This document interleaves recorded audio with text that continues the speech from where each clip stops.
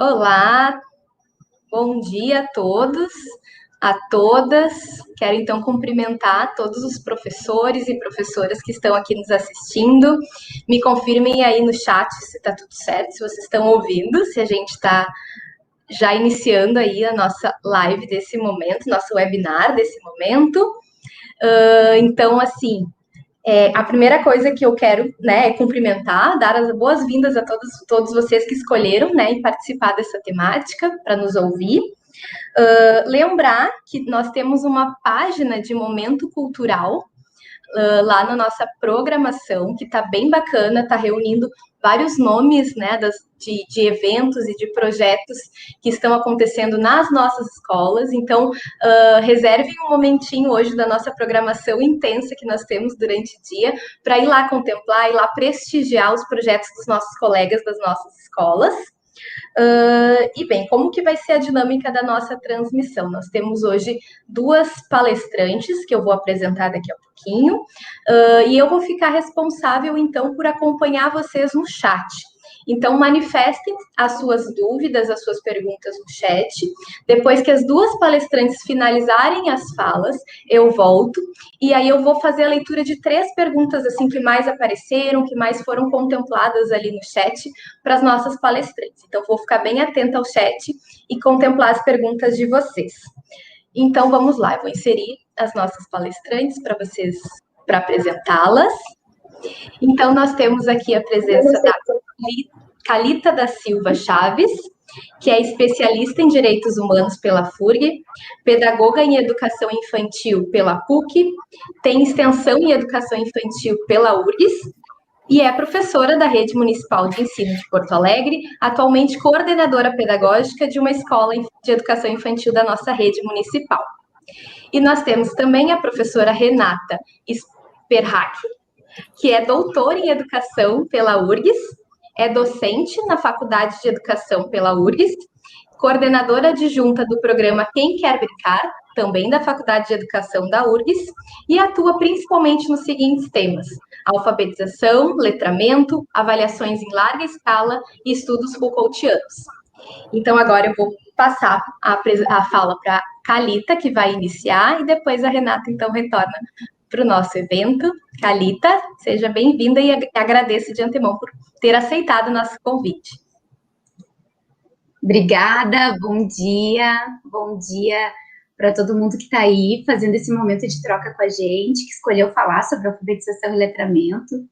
Agradecer aqui a parceria da Gisele e da Renata, e pensar que a gente vai ter um momento bem legal, né, para conversar sobre o letramento e a avaliação na educação infantil, e essas conexões, desconexões, né, conexões que precisam ser feitas com o ensino fundamental. Então, pode passar, Gi.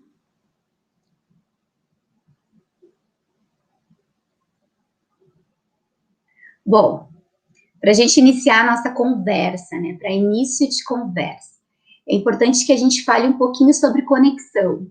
E qual conexão? Talvez a conexão mais básica de todas, quando a gente pensa em ensino, né, é a conexão do professor com essa criança. Então, o que o professor conhece das suas crianças, o que o professor conhece da sua faixa etária, o que o professor conhece da teoria, o que o professor conhece da conexão com a legislação, né, e de que forma o professor se afeta com os momentos que ele vai ter com essa criança, né? Então, seria como se a gente pudesse pensar em misturar água com azeite, né? É uma mistura que não dá certo, né? É uma mistura que não acontece, mas nesse caso a gente pensar em uma mistura de água com tinta, né? Muita tinta colorida, que quando a gente mexe, a mistura vai acontecendo. Então, essa conexão sensível, esse olhar sensível, como mostra a imagem, esse cuidado, né? Saber que criança é essa, e aí a gente pensar, então, como que a gente pode proporcionar uma série de experiências e descobertas com essa criança e com essa faixa etária que a gente está trabalhando. Começar a falar de conexões, para então a gente começar a falar sobre o nosso tema. Pode passar, Gi. Então, assim, um início da nossa conversa também é pensar sobre a linguagem enquanto direito, né? Isso é algo muito básico e algo muito inicial para a gente pensar. Que dentre os bens culturais que as crianças têm direito a ter acesso está a linguagem verbal, que inclui a linguagem oral e a linguagem escrita. De que forma que isso vai acontecer na educação infantil, com crianças tão pequenas, né? Através das interações e das brincadeiras, que são eixos estruturantes da base. Então, assim, sabendo que a linguagem é um direito, a gente precisa saber que ela vai, sim, acontecer, ela precisa acontecer através das interações e das brincadeiras. Lembrando que a gente está pensando em crianças em idade de educação infantil, em crianças bem pequenininhas. E é importante a gente pensar que a gente também já foi essa criança. Então, pequenininhos, né? Como que a gente aprendia? Não era interagindo com os nossos amigos, não era brincando, né? E interagindo com familiares, com os nossos primos, com os vizinhos. Assim são as nossas crianças. Então, é importante a gente pensar um pouco em como era a nossa infância, né? Se conectar com essas infâncias que a gente tem dentro da nossa escola, e aí conseguir, através de um planejamento muito engajado e sensível, pensar então o que a gente vai propor com essas crianças para alcançar o nosso objetivo fim. Pode passar, Gi. Então, um fato, né? E a gente precisa aqui partir de coisas que são muito iniciais, né? Um fato. A gente precisa pensar sobre isso. Que a escola tem, sim, é inquestionável, um papel fundamental na inserção das crianças na cultura escrita desde muito cedo. Quem tem filho bebê, quem trabalha com berçário, vai entender muito bem o que a gente está falando. Mas eles não leem, eles exploram, eles fazem essa leitura de contexto. Então, assim, a alfabetização, ela passa a ser entendido como um processo que começa muito antes do ano que se espera que a criança seja alfabetizada. Então, a gente não precisa esperar que a nossa criança chegue lá no ensino fundamental para ela ser alfabetizada. Até lá, quanto tempo a gente perdeu, né? Já desde o berçário, as portas precisam estar abertas para isso que vai acontecer. E volto a falar, o quanto de conexão o professor precisa ter com essa criança, com essa faixa etária e com a equipe que ele trabalha, para que consiga oferecer os subsídios mais fundamentais e garantir que as crianças tenham esse direito garantido, né? Pode passar, Gi. Então, a gente fala de um início de um longo processo, né? Aquele processo que inicia até antes do berçário, aquele processo que inicia lá na gestação, quando o bebê está ouvindo a mãe, o pai, os familiares, né? Os ruídos. A gente está falando desse processo.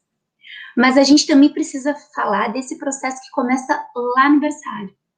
Lá no berçário, através da comunicação, do toque, do afeto, do olho no olho, da cantiga, da contação de história, daquela pergunta: olha, você veio para a escola hoje, estou muito feliz em te ver aqui. É disso que a gente precisa falar. A gente não precisa falar sobre alfabetização e letramento quando a criança chega no jardim A ou no jardim B. A gente já começa a falar sobre esse processo lá bem cedinho, lá no berçário. E essa imagem fala tudo, né? Fala desse afeto, do gesto, do olhar, das sonoridades, né? Que vão se transformar em sons, que vão se transformar em sentidos e que vão se transformar em palavras já no final do berçário 1. Pode passar, Gi. Na educação infantil, a imersão na cultura escrita deve partir do que as crianças conhecem e das curiosidades que devem transparecer. Então, nunca pensar apenas no que me interessa. E aí eu volto lá nas conexões, nesse olhar sensível, nesse professor que se deixa afetar, o que as minhas crianças gostam, o que elas demonstram que elas têm interesse de aprender, que assunto que elas querem falar, o que elas estão trazendo de curiosidade. É a partir daí que a nossa criança vai aprender. E a partir daí que a gente precisa pensar em propostas pedagógicas intencionais. A gente não pode partir de propostas aleatórias. Então, o professor, além de se conectar, ele precisa saber o que diz a legislação e o que é o papel dele. Lá com os bebês, com as crianças bem pequenas e com as crianças pequenas. O que esse professor quer? O que essa faixa etária precisa? O que essa faixa etária está pedindo? À medida que o professor aproveita essas curiosidades que as crianças deixam transparecer, é garantia de sucesso, né? É inevitável que as coisas na educação infantil vão acontecer de uma forma muito mais sutil, suave, agradável, desculpa. Pode passar, Gi. Então, falando de interesses, né? Eu trouxe aqui imagens de uma turma de berçário 2, né? Então, puxa, berçário 2, a gente vai falar sobre letramento e alfabetização, mas será que não é um pouco cedo demais, né? Como assim? A gente vai falar muito aqui sobre a sensibilidade e a intencionalidade pedagógica, né? Sobre o professor ficar atento ao que as crianças estão trazendo de novidade. Então, assim, qual é a história, né, dessas imagens? Essa turma é uma turma de berçário 2, e eles falavam muito sobre o cocó, a galinha, o cocó. Uma criança criava galinhas em casa, então sempre trazia todas aquelas curiosidades sobre as galinhas da sua casa. E a partir daí eu notei que virou um assunto de grupo, né? Era a galinha, e o cocó, e o ovo. E passamos, então, a fazer contação de histórias, uma série de livros interessantes que eles gostavam, que falavam sobre a temática, até que chegamos no livro do ovo. Para quem não conhece, é um livro delicioso de trabalhar com as crianças bem pequenininhas, né? O livro do Ivan Zig, as ilustrações do Marcelo, editora Nova Fronteira. Depois de muita exploração desse livro, eu percebi que as crianças começavam a contar a história. Então, eles deixaram de me pedir a contação de histórias diária, e eles passaram a contar essa história para todo mundo que chegava na sala. Então, o que acontece? Eles já recebiam as pessoas na sala que vinham nos trazer o lanche, ou que vinham higienizar a nossa sala, ou que vinham trazer o recado, e eles já pegavam o livro e começavam. O cocó, o ovo, sumiu. Cadê? Isso é alfabetização e letramento na educação infantil. É observar o que as crianças querem, o que elas desejam e oferecer situações diversas em que isso pode acontecer. Né? É estar atento a isso e pensar de que forma eu posso trazer isso para as minhas crianças. Se eu fechar o olho nesse momento, eu não estou garantindo esse direito que eles têm. Então, olha quanta responsabilidade esse trabalho já logo no berçário. Ali na parede, a gente fez um xerox colorido do livro, então eles contavam essa história, né? O professor estava em segundo plano. Em primeiro plano estavam essas crianças protagonistas que tinham muito a contribuir através da linguagem oral, né? E de toda a sua bagagem de curiosidade e já conhecimento, com esses momentos que a gente vinha proporcionando. Então, assim, a gente está falando aqui de sensibilidade do professor, né, em observar o que as crianças estão trazendo e transformar isso em muita intencionalidade pedagógica. Isso requer muita pesquisa, isso requer muita sensibilidade, como eu falei, e eu vou falar isso aqui muitas vezes, né, e isso fala em afetar-se. É preciso estar atento e é preciso pesquisar muito. Bom, então o que mais eu posso oferecer? em relação a letramento e alfabetização aqui para essas crianças tão pequenas? Pode passar, Gi. Então, a gente vai falar sobre muitas possibilidades, né? E a ideia é que a gente possa ver que, sim, na educação infantil, muita coisa pode acontecer e precisa acontecer. Então, assim, o que a gente tem aí na imagem? Né? A gente tem bebês explorando livros sobre as suas próprias trajetórias. Cada criança no berçário ganhou um livro e ajudou a preparar um livro que falava sobre as suas próprias trajetórias. Então, ali tinham imagens e pequenos textos, frases, né, de como foi a adaptação deles, e foto da adaptação, da família lá dentro da escola, da primeira alimentação, dos amigos que já tinham na turma de berçário 1, tá, gente? Aqui a gente tá falando de berçário 1.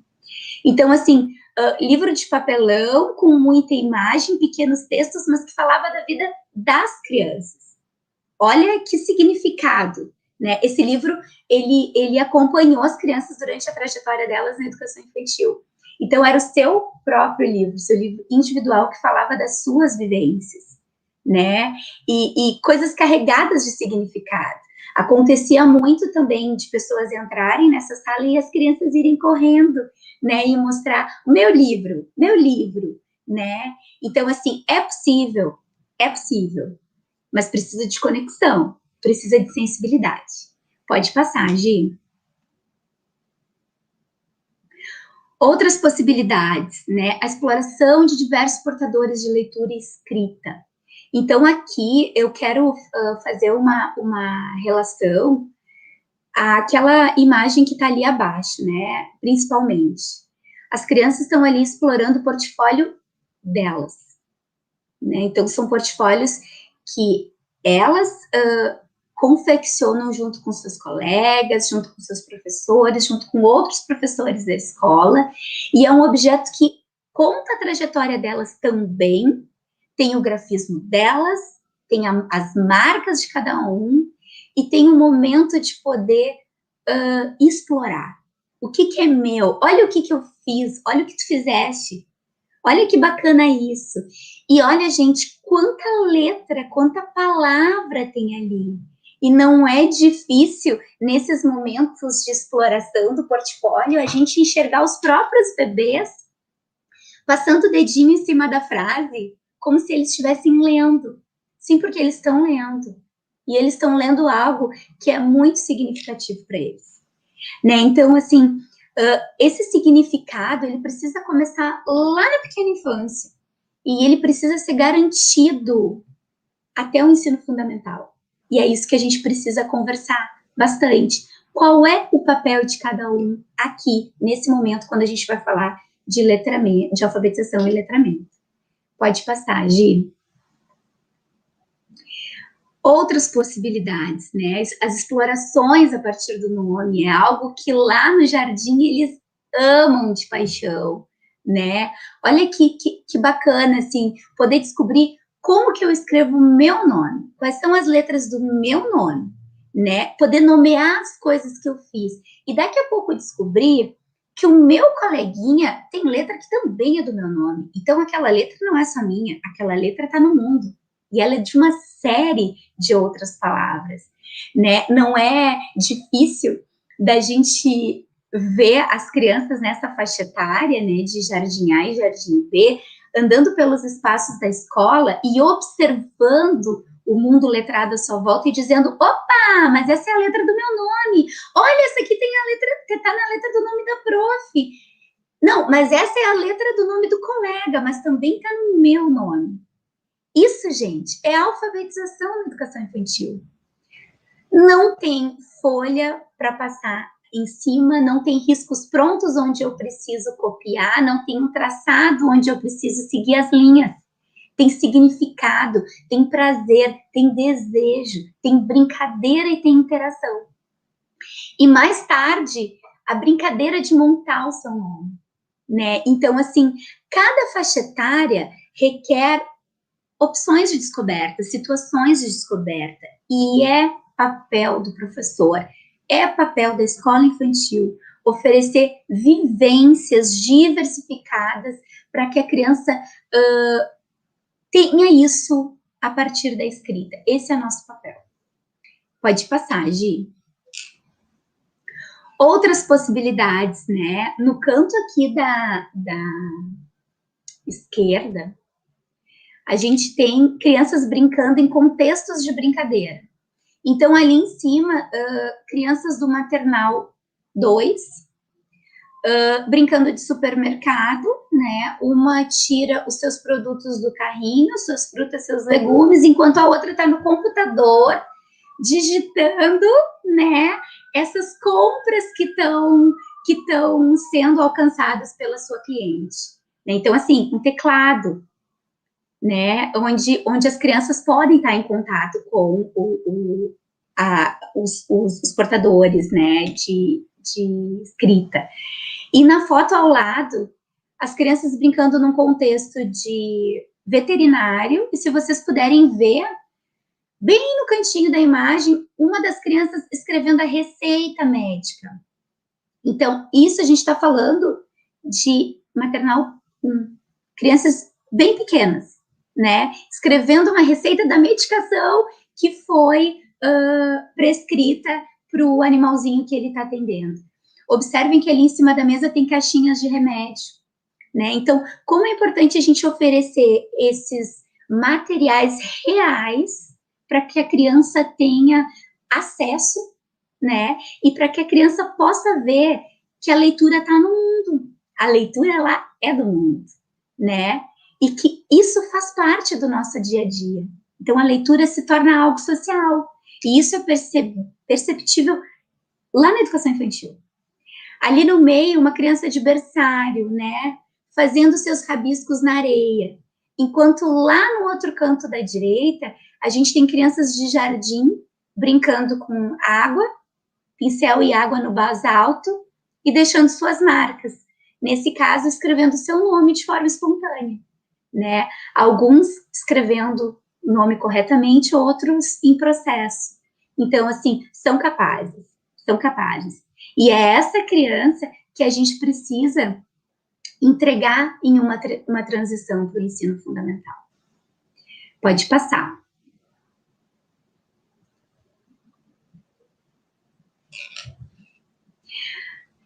Entre outras possibilidades, né? E a gente tem muitas possibilidades. E essas possibilidades a gente encontra em diversos lugares. O que a gente precisa é, novamente, estar conectado e estar sensível ao que essa faixa etária precisa, ao que essa faixa etária procura, né? Muita criatividade, muita troca entre professores, muita troca entre escolas, muita troca com as pesquisas. Então, assim, pensar sempre no professor como um escriba, desde lá do berçário, né? A escrita de textos coletivos, de listas, de relatório, de coleção, de álbuns, portfólios, entrevistas, bilhetes. Vem aqui, a prof vai escrever um bilhete na tua agenda. A gente vai contar que hoje o teu dia foi muito legal e hoje tu nem chorou no teu dia de adaptação. Olha que legal, né? Por que não escrever e não deixar a criança ver essa escrita, tornar essa escrita parte do dia a dia dessa nossa criança pequena? A exploração dos encartes, dos rótulos, dos jornais, das revistas, das boas, das embalagens. As vivências de diferentes narrativas, as histórias, os contos, as lendas, as fábulas, as biografias, os relatos, as poesias, as parlendas, as adivinhas, as cantigas, os poemas e até aquele livro da leitura pessoal que a prof tem dentro da bolsa. Por que não mostrar e dizer, viu, a prof também lê. A prof gosta de ler essa leitura, né? O meu livro é grande, o meu livro não tem tanta imagem. Olha como é que é o meu livro, né? As investigações e as pesquisas usando a internet, os livros, usando as pessoas da comunidade, usando as pessoas da escola.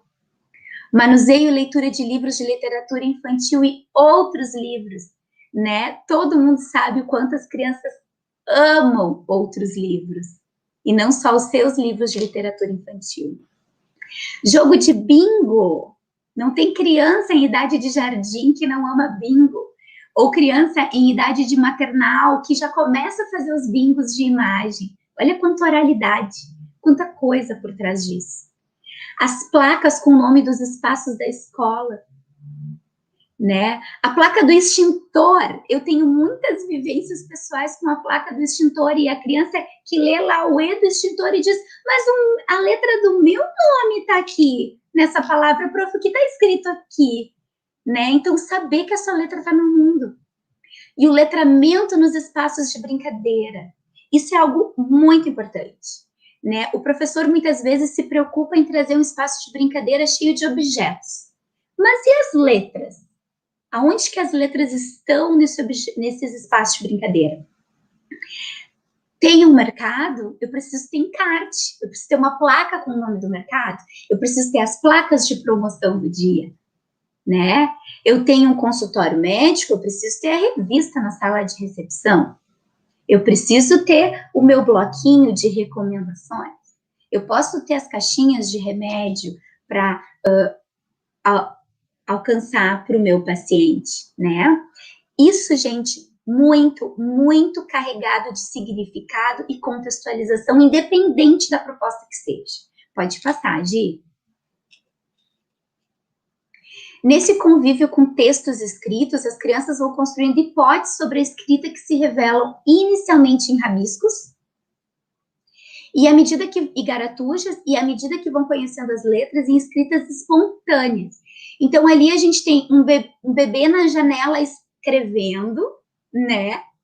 Uma outra criança de maternal também fazendo a sua lista de compras do mercado. E ali embaixo, uma imagem que eu amo, porque se vocês perceberem, é Calita Chaves que está escrito ali. E ela aconteceu em uma reunião virtual, né, do nosso grupo de educadores da escola. E enquanto a mãe estava na reunião, a mãe, nossa colega, né, a professora, enquanto ela estava na reunião, a filha dela copiava do lado, né, numa folha, o nome que aparecia na tela. Então, isso é uma escrita espontânea, né? E a gente precisa prever que essas coisas aconteçam e incentivar que elas aconteçam. Pode passar, Gi. Já diria Paulo Freire, né? E impossível a gente falar sobre alfabetização e letramento e não fazer uma homenagem a ele, né? A leitura, toda leitura da palavra pressupõe uma leitura anterior do mundo.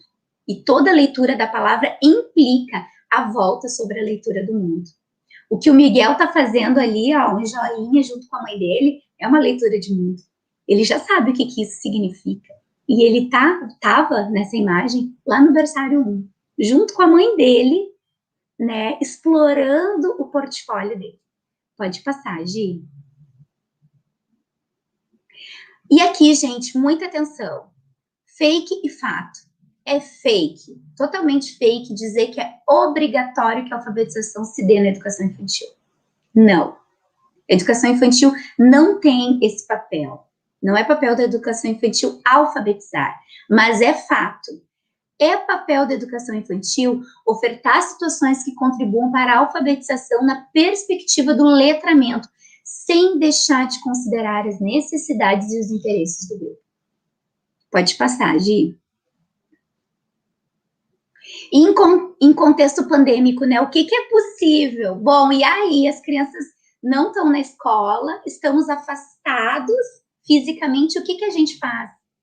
A gente faz tudo que a nossa criatividade permitir, desde que tenha significado, desde que tenha sensibilidade, né? Então, aqui eu trouxe algumas imagens que foram bem significativas, né? No nosso contexto pandêmico lá na escola.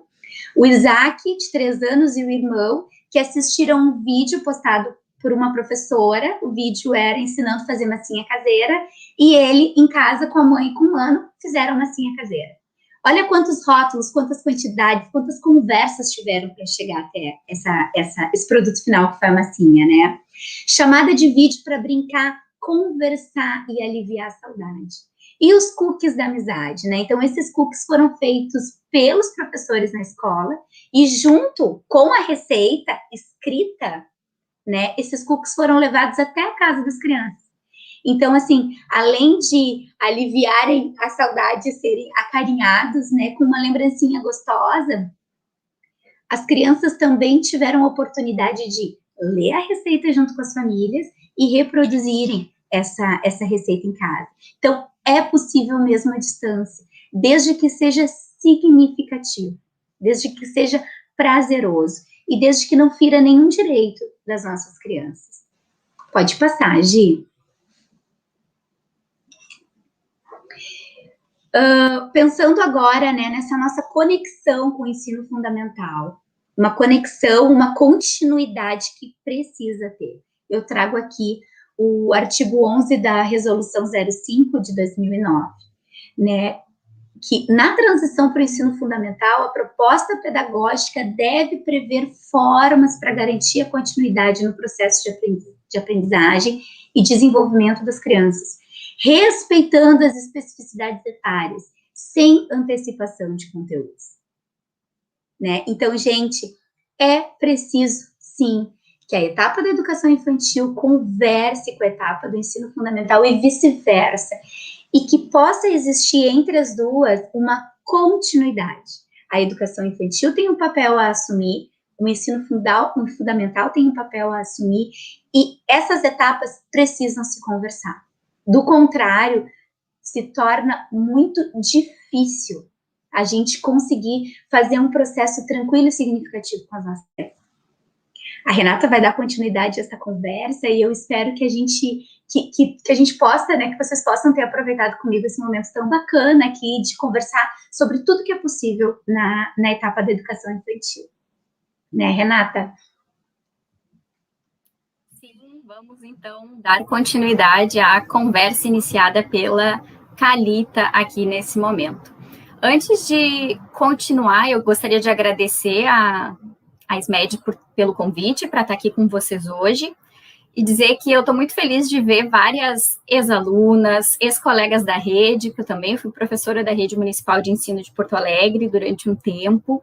Então, ver vocês aí já me dá um friozinho na barriga para vir aqui falar com vocês, mas espero que a gente possa conversar bastante nesse momento. Me sinto muito honrada de estar aqui participando dessa conversa a respeito desses temas que para mim são muito caros, são muito queridos, tanto na minha vida profissional quanto numa perspectiva, assim, política, digamos, né? Assim como a Calita salientou antes, eu acredito que é direito das crianças aprenderem a ler e escrever, a se tornarem leitores e produtores de texto, autônomos, né, para poder viver na nossa sociedade, fazendo uso dessas habilidades de modo proficiente, né, que elas consigam utilizar isso sem problemas na sua vida. Né? Então, acredito que essa é uma postura política dos professores e que, para que isso aconteça, precisa haver responsabilidade no ensino e a garantia dessa continuidade e progressão em relação aos conhecimentos já iniciados, né, na educação infantil. Gito, pode passar, por favor, o próximo slide.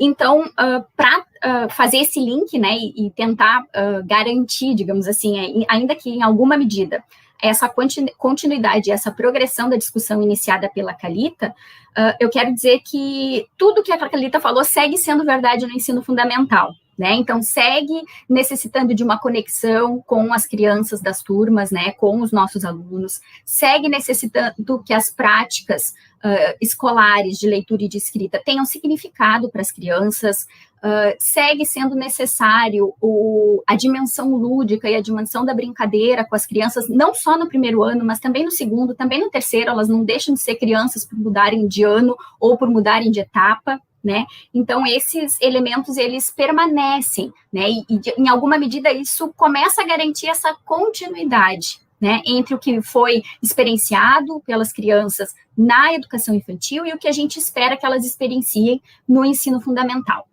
Só que, além dessa continuidade, além desses elementos que são comuns entre as duas etapas, há, sim, especificidades. Tá? E aí a gente pode entrar um pouco nessa ideia da progressão, tá? O que eu organizei aqui para falar com vocês hoje vai tentar mostrar, assim, alguns elementos para a gente pensar tanto a continuidade quanto a progressão. O que eu considero que é importante para garantir a progressão? Porque ainda que haja, e a gente espera que haja, continuidade entre as práticas da educação infantil e do ensino fundamental, continuidade entre as práticas do primeiro, do segundo, do terceiro, do quarto, do quinto ano, ao longo de todo o ensino fundamental, precisa haver também uma progressão. As crianças não podem ver as mesmas coisas todos os anos, né? Elas precisam ampliar o seu repertório de gêneros textuais, elas precisam sistematizar os seus conhecimentos sobre a leitura e escrita, elas precisam experienciar coisas novas também, né? E novas também no sentido do grau de aprofundamento dos conhecimentos delas em relação a esses objetos de conhecimento, tá? Então, as crianças, obviamente, tendo frequentado a educação infantil ou não, elas já ingressam no ensino fundamental com muitos conhecimentos sobre a leitura e escrita, né? A criança não é tábula rasa sobre as habilidades, sobre os usos da leitura e da escrita, elas, em alguma medida, já experienciaram aí isso, nem que seja um pouco na sua família, tá? Mas é sim papel da escola ampliar essas experiências, né? Então, é papel da escola garantir tanto a inserção mais qualificada nas práticas de leitura e escrita, quanto garantir também a apropriação do funcionamento do sistema de escrita. E daí a gente entra diretamente e especificamente nos conteúdos da alfabetização, tá? Então, a ideia é que a gente possa falar disso um pouquinho. Pode passar, por favor, Gi. E só para trazer um dado de uma pesquisa que uma orientanda minha de TCC fez recentemente, a Raquel Moreira, ela investigou essa primeira década de implementação do ensino fundamental de 9 anos, e ela analisou 171 trabalhos de teses, dissertações e artigos produzidos no Brasil inteiro. Ela fez uma revisão bibliográfica desse material, né, para tentar investigar um pouco o que as pesquisas acadêmicas têm dito sobre a transição da educação infantil para o ensino fundamental e a inserção da criança no ensino fundamental. E ela se surpreendeu, né? A gente se surpreendeu ao ver nos trabalhos uma imensa falta de diálogo entre essas duas etapas, e de um modo geral em todo o sistema educacional brasileiro, e uma dicotomia muito forte entre alfabetizar e brincar, como se essas duas coisas não pudessem andar ao mesmo tempo, como se elas não pudessem ser experienciadas pelos sujeitos dentro das instituições escolares de modo conjunto, como se precisasse abdicar da brincadeira para poder alfabetizar, tá? A posição a qual eu sou totalmente contrária, né? Eu acredito que é possível, sim, criar situações de ensino intencionalmente planejadas pela professora numa perspectiva lúdica, tá? E sem que com isso no ensino fundamental se extermine os espaços de brincadeira das crianças na sala de aula, tá? A gente pode sim conciliar essas duas coisas. No entanto, a professora precisa ter muita clareza do que é o processo de alfabetização, de quais são as habilidades requeridas para que uma criança se alfabetize, tá? Para que ela possa fazer essa conversa, esse diálogo de modo qualificado nas suas práticas pedagógicas, tá? Então, para garantir uma progressão e uma continuidade em relação às aprendizagens, em relação ao ensino, é preciso que o professor conheça o processo da aprendizagem da criança, porque esse processo da apropriação do sistema de escrita e da imersão da criança nas práticas de letramento, se a gente quiser chamar assim, ela também é progressiva, né? Ela também se dá ao longo de um processo, né? Então, a Magda Soares, nesse livro, eu sempre gosto de mostrar a capa, porque visual ajuda a gente a lembrar depois, né? Esse livro foi lançado ano passado, o livro Alfa Letrar, em que a Magda Soares, deixa eu conseguir aqui, faz um relato da experiência dela em Lagoa Santa, em Minas Gerais, né? Ela acompanha esse município há mais de 10 anos, tá? E nesse livro, que é excelente, tá? Quem não conhece precisa conhecer, quem é alfabetizador precisa conhecer se não conhece, tá? Ela vai mostrar ali, então, que o processo da criança, ele é contínuo e progressivo, tá? Já que o processo da criança de aprendizagem é contínuo e progressivo, o ensino precisa acompanhar essa continuidade e essa progressão. Porém, não apenas acompanhar, tá? Mas a professora tem a função de conduzir a criança ao longo desse processo. Portanto, a definição de algumas metas a serem alcançadas em cada ano se faz necessário, né, tanto para o professor poder organizar o seu ensino, quanto para ele saber o que era esperado dessa criança no ano anterior. Né? Então, o professor, e essa organização, ela possibilita um trabalho mais articulado e, em alguma medida, pretende garantir a continuidade e a progressão ao longo dos primeiros anos do ensino fundamental, tá? Então, esse entendimento dessa progressão e dessa continuidade precisa ser compartilhado entre as professoras da escola, tá? Não raro, né, a gente ouve relatos, né, das professoras contando, né, que sim, os meus alunos todos saem alfabetizados do primeiro ano, mas a professora do segundo ano não concorda muito com essa informação, porque há uma diferença entre a concepção, entre o que é entendido como ser um sujeito alfabetizado, né? Então, o estabelecimento dessas metas e o compartilhamento dessas metas entre as professoras tem essa intencionalidade de uma garantia de progressão em continuidade e de um entendimento comum entre o corpo docente da escola para que as práticas sejam adequadas a essa progressão e a essa continuidade. Tá? Pode passar, Gi, por favor? Então, buscando numa tentativa, assim, de auxiliar um pouco as professoras a relembrarem, porque eu sei que vocês todas já sabem isso aqui, né? O que é do âmbito da alfabetização e o que é do âmbito do letramento, tá? Então, dentro do conceito de alfabetização, quais são os conhecimentos que estão postos ali, né? Então, é do âmbito da alfabetização o processo de apropriação da tecnologia da escrita, então, do funcionamento desse sistema que a humanidade criou ao longo de muitos anos, né, para representar a fala na escrita, tá? Uma aprendizagem e um processo que não é natural, diferente da aprendizagem da fala. A aprendizagem da escrita, ela necessita de um ensino intencional e sistemático, duas palavras que quem está anotando tem que anotar, né? Intencionalidade e sistematicidade nas práticas, tá? De alfabetização. É do âmbito da alfabetização também o domínio desse sistema de representação, que é a escrita alfabética ortográfica, que é a forma como o nosso sistema de escrita funciona. Também é do âmbito da alfabetização as habilidades motoras de uso dos instrumentos da escrita, tá? Então, do lápis, da caneta, do pincel, de qualquer instrumento que possa ser utilizado para produzir esses traços, né? As letras ou os rabiscos iniciais que as crianças produzem, tá? Também é do âmbito da alfabetização a aquisição de modos de ler e escrever.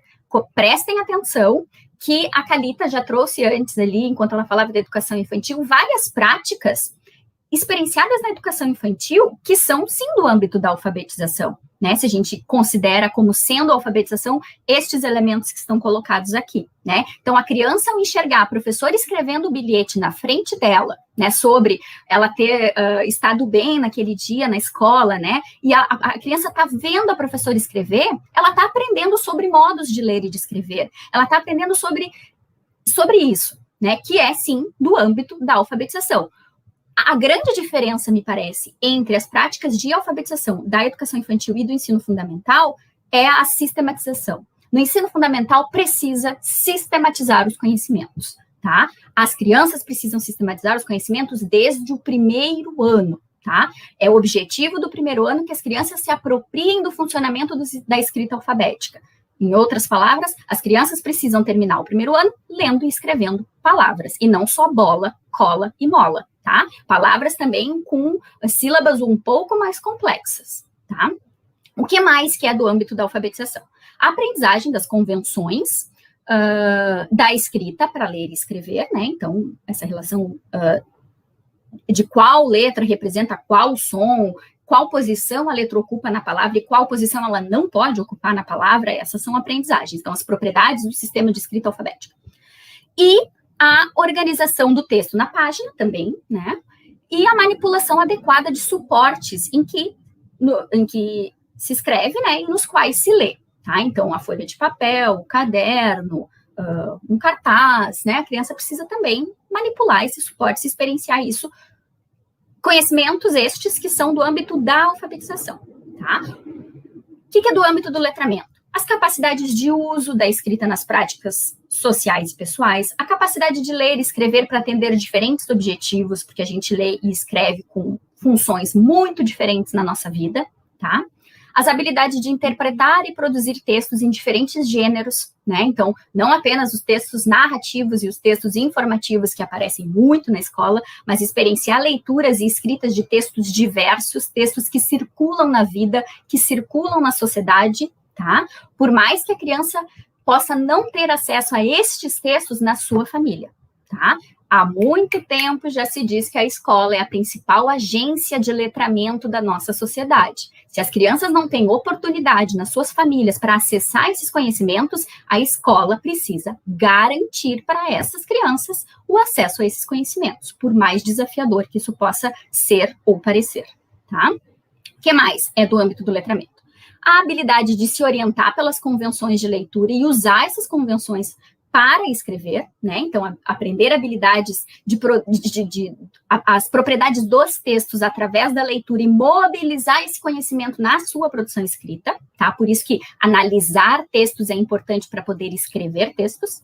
E as atitudes de inserção no mundo da escrita, sabendo utilizar a escrita nas diferentes situações e adequar a escrita a essas diferentes situações. Eu posso sim escrever com abreviações uma mensagem de WhatsApp, mas eu não posso escrever com abreviações num texto que eu vou entregar para minha professora, ou num cartaz que vai ficar no mural da escola, por exemplo, tá? Então, por que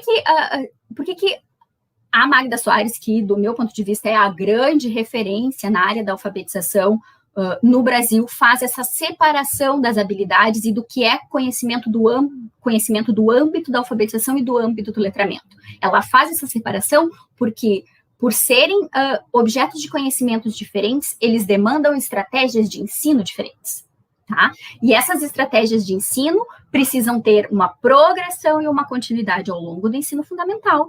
E esse entendimento precisa ser compartilhado entre as professoras da escola para que essa progressão seja, em alguma medida, garantida, tá? Para que não haja divergências ou que as divergências sejam as menores possíveis ou possíveis de serem discutidas, né? Entre os entendimentos das professoras, do corpo docente da escola, tá? Na delimitação do que é cada um desses conceitos e do que é as metas esperadas para um primeiro, para um segundo, para um terceiro, para um quarto ano, tá? Pode passar, Gi, por favor. Então, é preciso... Tá, a gente viu ali a separação, né? Alfabetização, letramento. Agora, é preciso aprender simultaneamente essas duas coisas, tá? As habilidades tanto do que está circunscrito na alfabetização, quanto do que está circunscrito no letramento, tá? Então, é preciso aprender simultaneamente a responder às demandas sociais, letramento, de uso da leitura e da escrita, e, para isso, aprender a tecnologia da escrita, a alfabetização. Então, chegamos à grande ideia, né, de alfabetizar letrando ou alfabetizar no contexto de letramento, né? Então, produzir situações de ensino da tecnologia da escrita que estejam inseridas em práticas sociais de leitura e da escrita. Lembrando que a escola é uma instituição social da nossa sociedade, né? Então, é uma instituição na qual circulam práticas de escrita também, né? Então, existem as práticas de escrita escolares que as crianças precisam aprender a vivenciar, a produzir, a participar, a ler os textos escolares também, mas também os textos que circulam fora da escola, tá? Pode passar, por favor. Então, o que eu comecei a organizar aqui a partir de agora são, assim, algumas ideias, tá?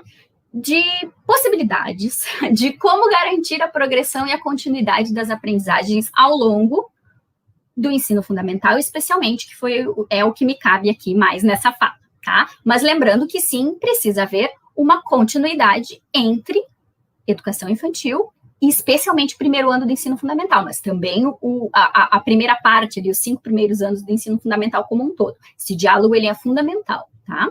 Então, o que seria, assim, uma primeira possibilidade para a gente tentar garantir essa progressão e essa continuidade nas aprendizagens, tá? É a avaliação diagnóstica, tá? Então, a avaliação do que o aluno já sabe, e agora nós estamos em início de ano letivo, né? Essa é a avaliação que precisa ocorrer, né? Então, o que é um diagnóstico, né? Essa palavra vem da palavra diagnose, que significa conhecimento construído por meio de sinais, manifestações externas, tá? Claro, a gente não consegue acessar, abrir a mente, né, do sujeito para ver o que ele está pensando, como é que ele está relacionando os conhecimentos sobre a leitura e a escrita. Mas a gente pode criar bons instrumentos de avaliação que permitam visibilizar estes conhecimentos que são internos, né? Então, a gente cria instrumentos de avaliação que manifestem externamente as aprendizagens que são internas do sujeito, tá? Então, por isso, é importante que nós, professores, consigamos criar bons instrumentos de avaliação, tá? Só isso aqui já daria uma fala inteira, então vou dar uma apuradinha, tá? Então, a avaliação diagnóstica, né? Então, um conjunto expressivo da literatura sobre avaliação vai denominar a avaliação diagnóstica essa que é realizada no início de um período, tá? Da escolaridade ou no início de um trabalho com um determinado conteúdo, tá? E ela tem como objetivo auxiliar o delineamento dos pontos de partida do processo de ensino, tá? Então, a avaliação diagnóstica precisa fundamentar, ou melhor, os resultados da avaliação diagnóstica, uma boa interpretação da avaliação diagnóstica realizada. Quem faz essa interpretação? A professora, né? As professoras. Essa interpretação precisa fundamentar as ações didático-metodológicas, os conteúdos que vão ser escolhidos, né, e delimitados para aquele período ali do ano, para aquele ano em específico, primeiro, segundo, terceiro, quarto, quinto, enfim, e aí assim por diante, tá? Então, a avaliação cumpre esse papel de colocar os pontos de partida a partir dos quais, né, a professora vai organizar o ensino. Por quê? Porque ela já tem as metas, ela já sabe aonde precisa chegar, ela sabe, bom, se o processo de aprendizagem é um contínuo, a criança, ela passa por esse processo, eu preciso conseguir enxergar onde nesse processo essa criança está, para que adequadamente eu consiga conduzir ela ao longo do processo, no restante que falta, tá? Então, por isso que é importante uma boa avaliação diagnóstica, que consiga enxergar esses conhecimentos prévios das crianças, tá? Pode passar, por favor. E daí, tentando, muito humildemente, tá, pessoal, trazer algumas ferramentas para vocês utilizarem tanto no ensino remoto, porque imagino que nas práticas cotidianas de sala de aula, vocês já têm um repertório gigantesco, né, de possibilidades de como fazer essa avaliação, né. Então, um elemento que pode ser utilizado no ensino remoto são essas ferramentas, né, que a gente tem acesso atualmente, o WordWall é uma delas, é possível criar jogos, né, e a partir desses jogos, a resposta das crianças nesses jogos servirem como uma avaliação diagnóstica, por exemplo, tá? Pode passar. E uma outra possibilidade que eu trouxe aqui para vocês, bem mais singela do que a anterior, é o Google Forms, né? Então, se as crianças têm acesso à internet, se elas conseguem, eu sei que isso não é a realidade de muitas crianças, tá? Eu sei disso, mas quando isso for possível, né, vocês podem criar aqui um questionário, as crianças podem escrever, elas podem ler, né, nesse instrumento de avaliação, e aqui, esse exemplo que eu criei aqui é uma adaptação de uma questão da Avaliação Nacional da Alfabetização, que pede a leitura de palavras pelas crianças no final do terceiro ano, tá? Então, só duas sugestões, assim, que podem ser usadas nesse período de ensino remoto. Pode passar. Segundo ponto, né, então, para garantir a continuidade e a progressão das aprendizagens é definir as metas, né? O que é importante? E agora, no ensino remoto, no ensino híbrido, né, ou na volta ao ensino presencial depois de um ano em que as crianças tiveram poucas experiências, né, talvez pouco contato com o conhecimento escolar que era esperado para elas naquele período, né. Então, o que é prioridade? As professoras vão precisar fazer essa delimitação e ela não está pronta, ela precisa ser criada, porque não se viveu isso ainda, né? Estamos vivendo agora. Então, as professoras precisam conseguir criar e delimitar o que é prioridade nesse momento. Eu elenquei aqui alguns elementos que, para mim, do ponto de vista do ingresso, né, dessa criança no ensino fundamental, no início do ensino fundamental, ou então circunscrito ao âmbito mais restrito da alfabetização, o que é prioridade? Conhecimento das letras e do alfabeto é prioridade, né? Então, se a criança ainda não construiu esse conhecimento, as práticas, agora, nesse retorno, precisam auxiliá-la a fazer isso, né?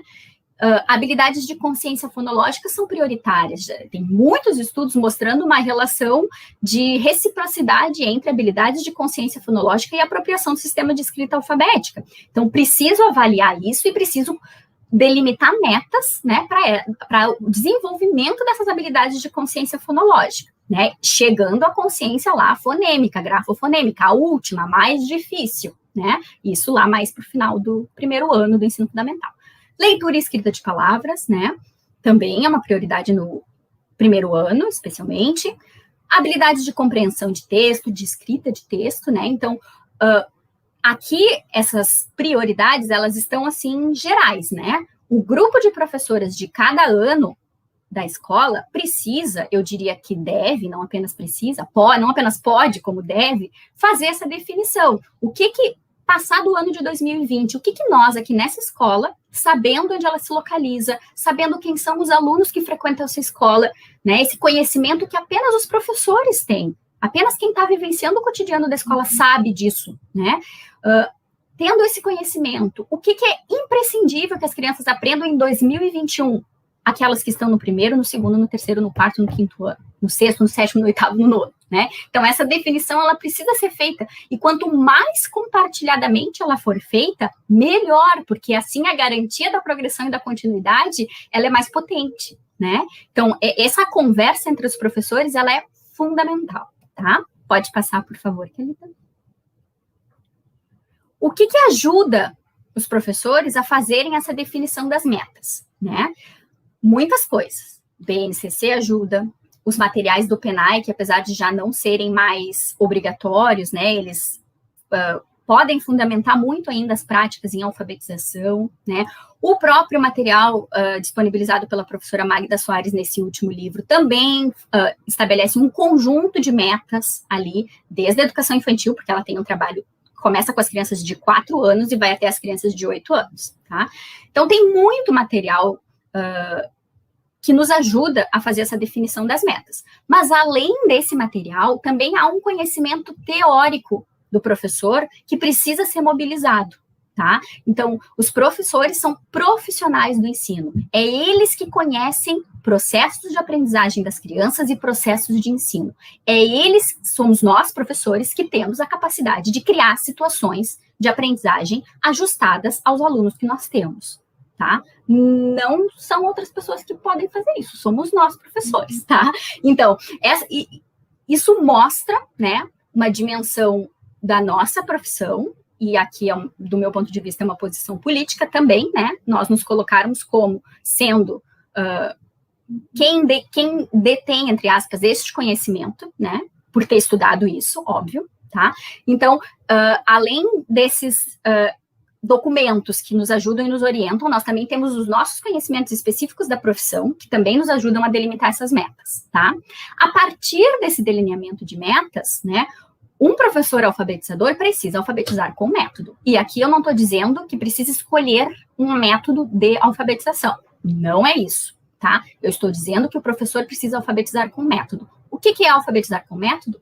É organizar o ensino com base em princípios e teorias que fundamentam a aprendizagem da criança e as minhas decisões didático-metodológicas. Tá? Então, é fundamentado teoricamente que eu consigo escolher boas situações de ensino a partir do conhecimento que eu tenho do processo de aprendizagem da criança, tá? Essa imagem que tem ali do livro da Magda Soares de 2016, aquele da capa azul, para quem não conhece, tá aqui ele, tá? Esse quadro mostra ali a conjunção, digamos assim, de algumas teorias que explicam o processo de aprendizagem da alfabetização das crianças, a teoria psicogenética no meio, naqueles retângulos, né, em cima, nas setas, né, onde está falando ali da fonetização, da consciência silábica e da consciência grafofonêmica, né, os estudos da área fonológica, que também nos ajudam a entender o processo de aprendizagem da língua escrita, e conhecimento das letras e relações fonema-grafema, que tem a ver com o objeto de ensino, né, que é o sistema de escrita alfabética. Conhecimento disso tudo nos ajuda a definir metas para aprendizagem ao longo, contínuas, né, com progressão e aprofundamento, e a alfabetizar com método, no sentido de garantir sistematicidade nas práticas, tá? Frequência, precisa ter frequência para alfabetizar. Não posso fazer a coisa uma vez no ano, né? Não. Então, isso pressupõe um ensino sistemático desde o primeiro ano, desde o início do primeiro ano, tá? Então, isso não quer dizer que ludicidade, que brincadeira, tá de fora. Não, né? Alfabetizar com método, eu também posso alfabetizar com método numa perspectiva lúdica, considerando situações interessantes de aprendizagem, considerando tudo aquilo que a Kalita falou antes do âmbito da educação infantil, segue sendo verdade aqui no ensino fundamental, tá? Pode passar, por favor, senão eu já passei do meu tempo, mas falta bem pouquinho, tá? Então, o último ponto para garantir essa progressão e continuidade nas aprendizagens das crianças, eu considero que ele é talvez o ponto que é o alicerce dos outros todos, que é uma responsabilidade pela aprendizagem de todos os alunos da escola, né, e essa responsabilidade compartilhada entre as professoras, né? Todas nós precisamos nos sentir responsáveis pela aprendizagem daquelas crianças, né? E esse alicerce garante, em alguma medida, que haja esse diálogo, essa conversa, essa troca entre as professoras, tá? Para que se possa delimitar, então, esse conjunto, né, essas ações coletivas, né, essas ações conjuntas, um trabalho coletivo para garantir a aprendizagem de todos os alunos, tá? Então, como sugestão, pode passar, Gi, por favor. Eu trago ali para vocês 2 livros que ajudam a gente a entender, tá? Um pouco esse processo das crianças, o alfaletar que eu mostrei para vocês, um livro sobre consciência fonológica na educação infantil e no ciclo de alfabetização do Arthur Gomes de Moraes, e eu trouxe aqui também essa edição da revista Em Aberto sobre a avaliação da alfabetização, que também ajuda a pensar esse momento de avaliação diagnóstica, tá? Além disso, eu trago aqui também uma live que nós fizemos no ano passado com a professora Caroline Feijó, que está aqui, a professora da rede, e que compartilhou com a gente muitas práticas extremamente interessantes, criativas, lúdicas e intencionais para o trabalho na alfabetização. Então, ali tem o link, vocês podem acessar depois. Então, é isso, agradeço pelo momento aqui com vocês, espero que tenha atendido minimamente as expectativas e seguimos conversando.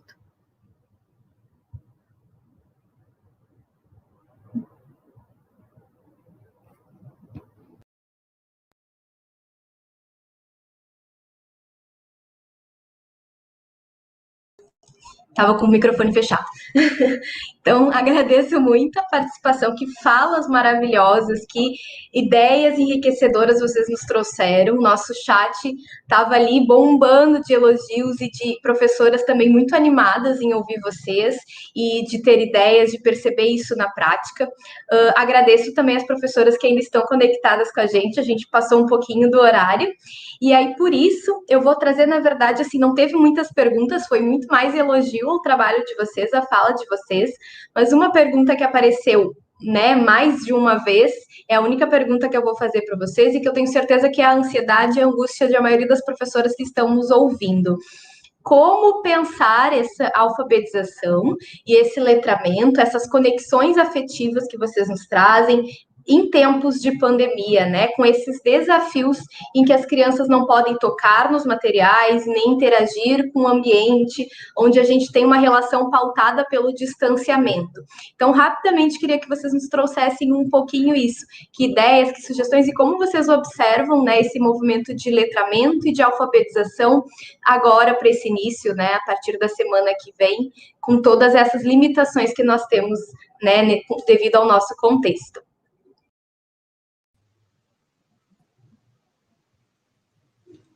Eita! Uma bela pergunta. Uma bela pergunta e não é fácil de responder. Né? Eu sempre quando me colocam alguma coisa nesse sentido, eu gosto de citar uma fala do professor Antônio Novoa, que ele fez acho que foi em maio ou junho do ano passado, numa live também que foi transmitida aqui no Brasil. E ele disse que as melhores soluções e as melhores respostas em relação ao ensino na pandemia foram dadas e foram criadas pelas professoras que estão em sala de aula. né? Então, somos, no caso, eu agora, no ensino superior, é onde eu consigo criar mais as respostas para essa situação, porque não pensem que não há desafios, há também, né? Mas são as professoras que estão em sala de aula que podem, né? Que estão nas escolas, que estão vivenciando esse momento, que podem criar essas respostas, né? Não há uma resposta pronta para isso. E daí, eu acho que isso, em alguma medida, também nos...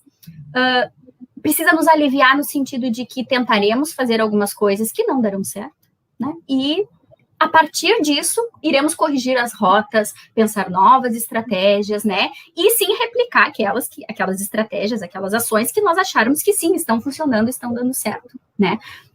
Mas, um ponto que eu acho que é importante também, e que eu vou frisar de novo, que eu acredito muito nisso, que é um trabalho coletivo, coletivo das professoras, onde haja trocas, conversas, que as professoras possam compartilhar suas experiências, as coisas que criaram, né, para que haja, assim, um desenvolvimento coletivo. E daí aqui a gente está falando de aprendizagem na profissão, né, nós estamos aprendendo a ser professores enquanto estamos sendo professores nessa situação, né, então acho que esse é um ponto que nos ajuda, assim, a pensar algumas possibilidades de ação, né? Eu faço das minhas as palavras da Renata, né? Quando eu ouvi a pergunta, eu pensei, bom, uma ótima pergunta, né? Como tudo na pandemia, a gente está tendo que viver cada dia e descobrir o que a gente faz agora. Então, são muitos desafios, estão sendo e serão, né? A partir do retorno presencial das crianças, mas penso exatamente assim como a Renata trouxe para nós, né? Seguir com a sensibilidade, seguir com o desejo de que, bom, o que eu posso fazer, e tudo bem se não der certo, porque ninguém tem essa receita pronta, né? Nesse momento vale a união do grupo, vale o suporte pedagógico, vale o suporte da direção, vale o suporte das mantenedoras, né? E a certeza, assim, de que não estamos sozinhos e que é hora de, mais uma vez, se reinventar. Não vai ser fácil, vai ser desafiador, mas existem formas, né? E pensando, assim, na intencionalidade pedagógica e na importância dos significados, é possível de se encontrar um caminho que seja ideal para cada escola, para cada situação, para cada faixa etária, né? Então, que a gente possa seguir com a certeza de que estamos juntos, não estamos sozinhos, estamos juntos nesse novo normal, né? E que as respostas vão ter que vir à medida que os dias vão chegando, né? Não dá agora, é para antecipar. A gente vai ter que viver e ver que sinais as nossas crianças vão nos oferecer. E acho que, em relação a recursos, por exemplo, a gente pode aproveitar muitos recursos de textos e suportes de gêneros textuais que estão no mundo e que eles seriam mais, entre aspas, digamos assim, descartáveis, né? Então, aproveitar esses recursos que estão disponíveis para que as crianças tenham mais individualmente, cada um o seu, por exemplo, e não tanto um material compartilhado, porque isso vai ser difícil nesse momento, né? A gente usa muitos jogos, né, que a professora distribui, troca, e os colegas trocam entre si, e nesse momento essas práticas vão ter que ser mais reduzidas, né? Mas aí uma professora, assim, bem cheia de intencionalidade, com muito conhecimento, ela vai conseguir fazer boas intervenções pedagógicas, boas perguntas para as crianças, com qualquer material que ela tiver. O material mais sofisticado ou o material mais simples. Ela vai conseguir fazer boas intervenções. Aí a gente precisa planejar essas boas intervenções para conduzir as crianças.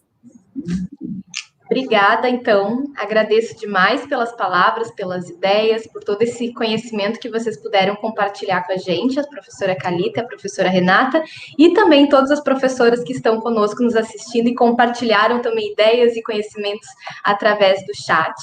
Então, obrigada, meninas, pela participação de vocês. E informo, então, para quem está nos ouvindo, que perguntaram bastante, que os certificados, eles serão fornecidos após o evento. As escolas vão receber um formulário para que cada professor preencha, que é um formulário de avaliação do evento, de cada webinar que vocês escutaram, e esse mesmo formulário depois vai emitir os certificados. Então, aguardem que nos próximos dias isso vai ser realizado. Obrigada a todos que nos assistiram. Não esqueçam de passar lá na programação agora na hora do almoço para ver os momentos culturais, os vídeos de momentos culturais. E de tarde nós temos mais aí uma programação com várias temáticas também para discussão. Bom almoço para todos!